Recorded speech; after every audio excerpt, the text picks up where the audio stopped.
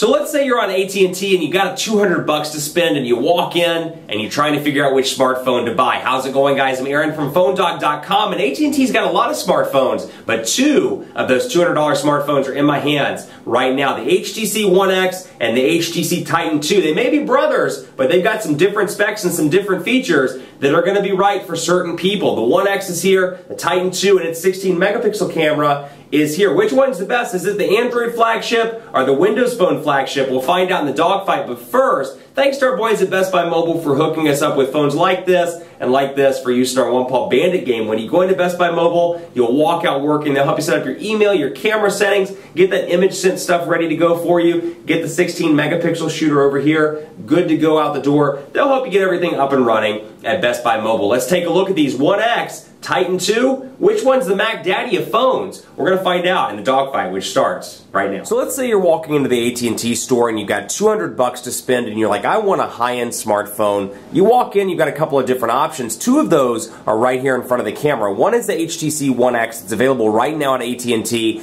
and it's in pretty high demand. You know, it's a popular device. It runs really well. We've done reviews and dogfights, and it obviously performs very well in all of those things. So we've got that, and then we have the HTC Titan 2 over here. High-end Windows phone with a 16 megapixel camera and 720p HD video recording. I'm going to go ahead and shut off Wi-Fi here so we get a fair comparison. Both 4G LTE devices, so you've got a lot to like about both of these, and it's really going to depend on which one you prefer in day-to-day use. Maybe you're coming from Windows Phone, maybe you're coming from Android, or better yet, maybe you're coming from iOS and you're just sick and tired of the fact that the iPhone 5 or the iPhone 6 is taking so darn long to come out. And you're like, I'm going to go with Android, I'm going to go with Windows Phone. You got some choices to choose from on AT&T. Let's do a rundown of the specs here. 1.5 gigahertz dual-core Snapdragon S4 processor over here. So this thing's fast, and it's very, very zippy. Take what you think about the S3 processor, throw it out the window, so the Resound, the Galaxy Note, all of that lag that you may have experienced on those, throw it out the window because the S4 is a whole new breed, and I'll admittedly tell you, there's obviously an international version that runs the Tegra 3 quad-core processor. I expected it to be significantly faster than the S4. In most of my testing, the S4 pulls ahead of the Tegra 3, so it's a very impressive processor, and you've got a nice design here as well. Polycarbonate shell, you've got a 4.7-inch HD display, 720p, 8 megapixel camera on the back with image sense technology and 1080p HD video recording, a front-facing camera, and then you have Android 4.0 with HTC Sense version 4. Now this is packing a 1,800 milliamp hour non-removable battery, so you can see it's a unibody shell here. It's got a nice kind of curve to it, so it fits well in the hands, and 4.7 inches may be too large for some people, but you know, it's kind of right at that borderline. You can't quite get to the top of the display, at least with my long kind of bony hand here, but you can use it. It's pocketable, and it's not quite as large as the Samsung Galaxy Note. On the right side, you have a volume rocker. Left side, micro USB charging port. Nothing at the bottom. Up here, your 3.5mm headphone jack and your power button up top. Then you have the HTC Titan 2. This is a flagship Windows phone, so when you really look at it, you have three tiers of Windows phones as far as I'm concerned on AT&T. You have the Focus 2 at $50, the Lumia 900 at $100, and then you have the Titan 2 at $200. Granted, you can find these cheaper at third-party retailers, but these are the prices. The prices I'm quoting, that is, are from AT&T corporate stores. Also a 4G LTE device, packing a 1,750, if I remember right, milliamp hour battery. And it's packing some other specs as well. 4.7-inch display, nothing too special about the display. It's not high resolution or anything like that. 16 megapixel camera on the back with 720p HD video recording, a front-facing shooter, and of course Windows Phone 7.5, also known as Mango. Now this is a little bit of a different body. It's got a nice kind of metal look and feel to it here. And it's got, of course, this little thing pops off to show the SIM card slot. It's not micro SIM, it's actually a regular SIM card. This up here looks like it comes off, but it doesn't. That's probably for wireless connectivity, so the antennas aren't jammed in the metal, which obviously has issues with transmission if you have signals, or if you have antennas behind metal. Up top, 3.5mm headphone jack, power button. You've got your volume rocker over on the right side, along with a physical camera button, and you know how much I love my physical camera buttons. A micro USB charging port over here on the left side, and it's a really nice design. So if you're looking for something that's kind of got that nice look and feel to it, it really does a good job. I like the hump here at the bottom. It's very typical HTC, and you have three buttons down at the bottom: back, home, and then search. Down here you have back, home, and recent applications. So let's kind of do a rundown really quickly of these just to show you the differences between the operating systems. So obviously Android 4.0 with HTC Sense version 4 over here. Windows Phone 7.5, also known as Mango, over here. They're both packing AT&T stuff. When you open it up, you'll see, for example, code scanner, AT&T Family Map. You've got that over here. AT&T Radio, UVerse Mobile. Now, the benefit on both of these devices is most of this stuff is uninstallable. So I can uninstall the AT&T stuff. If I don't use Family Map, for example, I can come into Settings, and you'll see, obviously, Ice Cream Sandwich and Sense 4. Looks a little bit different here. So we'll go down to, well, let's go down to Apps. We're going to open up Family Map, for example, and I can uninstall the updates. Let me make sure it allows me to uninstall the full thing. We're going to go down and do that. We're going to uninstall, because actually there were a couple of applications, if I recall, that were not able to be uninstalled. A couple of devices that for whatever reason you couldn't uninstall the AT&T stuff. This may be one of those now that I think about it. Let's see. Code scanner, disable. Yeah, it looks like these, actually the AT&T stuff on the 1X, some of it can't be uninstalled. I always forget, there's like one or two, every now and again AT&T will throw in a device where you can't uninstall the applications, but on the Titan 2, you certainly can. Other stuff, YP Mobile on both of these devices, and then you can see stuff that obviously I've downloaded. Let's take a look here. You know, what I love about Windows Phone, it's not that, you know, in terms of customization, Android clearly has the lock-in customization, but I like how smooth and easy to use it is. It's very smooth. You get the same performance every single time. Now, you'll see some improvements over here. 7 home screens that you can customize and make your own and kind of choose to your liking. You got a dock down here at the bottom, and you can see the application drawer with your apps. They scroll from side to side. Over here, scroll up and down. And you can see, because it is an operating system that's still somewhat new, there are little things that I see where I'm like, they need to include this in the next version of Windows Phone. For example, when you get a certain number of applications, it'll automatically alphabetize them, but you can't choose the setting. Like if I wanted to alphabetize them right now, I have no option to do that. I've got to wait until I download enough apps to hit that magic number